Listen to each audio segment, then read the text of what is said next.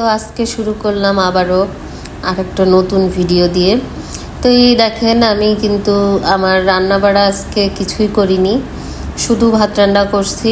আসলে মাঝে মাঝে রান্না করতে ইচ্ছা করে না, আবার রান্না করি না যে কারণে যে কি দরকার আছে খাবার অপচয় করে। তো যাই হোক, আজকে আমি 2টা কাঁচামরিচ নিচ্ছি।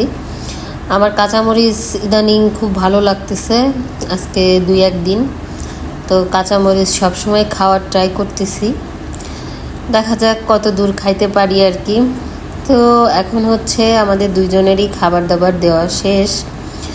তো আমি হচ্ছে আমার বসার চেয়ারটা একটু টেনে নিলাম। তো আপনাদের ভাইয়া কিন্তু ভাত কম দিতে বলছিল, তো আমি সেখানে 1 চামচ বেশি দিয়ে ফেলছি।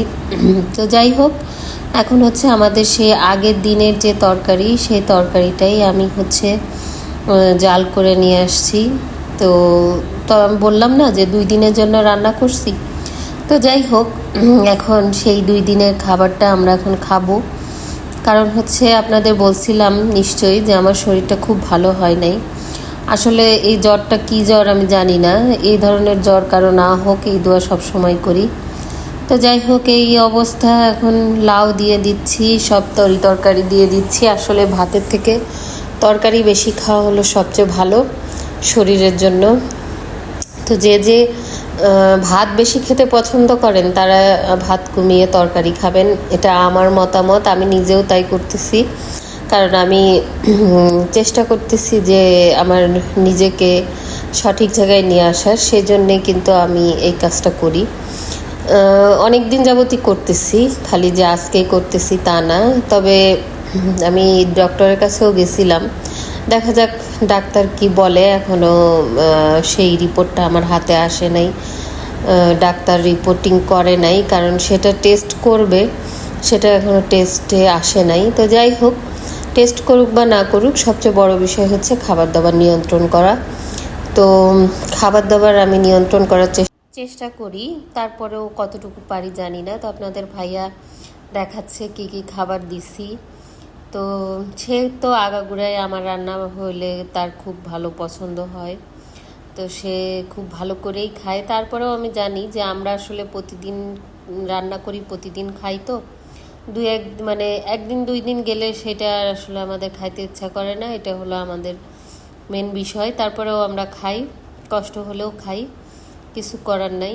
কারণ হচ্ছে আমাদের শারীরিক অবস্থা আগে ভালো না হলে, মানে সব সময় যদি অসুস্থতা নিয়েই থাকি তাহলে তো আর হবে না, আগে সুস্থতা হচ্ছে বড় বিষয়। তো যাই হোক, আমার বর এই যে আমার জন্য 1 গ্লাস পানি ভরে দিল। অবশ্য আমিই বলছিলাম যে 1 গ্লাস পানি ভরে দাও, তাই ভরে দিল। তো এখন হচ্ছে আমি ওই পানিটা খাবো, কারণ হচ্ছে আমি তো খাওয়ার আগেই পানি খাই, সেটা তো আপনারা সবাই জানেন। তো যাই হোক, সে খাচ্ছে, তার ভালো লাগতেছে, এই যে আমি খাওয়া দাওয়া স্টার্ট করব। তো তার আগে অবশ্যই আমি একটু পানি খাবো, আমার এটাই হলো কাজ।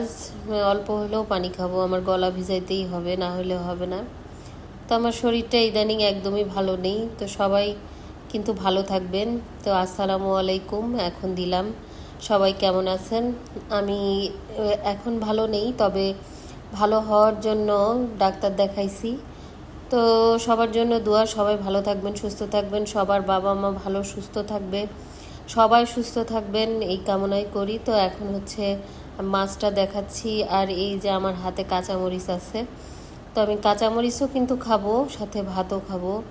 তো দেখি খাওয়া স্টার্ট করে দিছি একদম। তো সাথে কাঁচামরিচও খাবো, কারণ হচ্ছে আমি এই কিছুদিন যাবৎ হয়েছে কিছুই খাইতে পারতেছি না, অ্যাটলিস্ট কাঁচামরিচ হলে মনে হয় খাইতে পারবো, সে কারণেই কাঁচামরিচ নেওয়া, তাছাড়া আর কোনো কারণ নেই।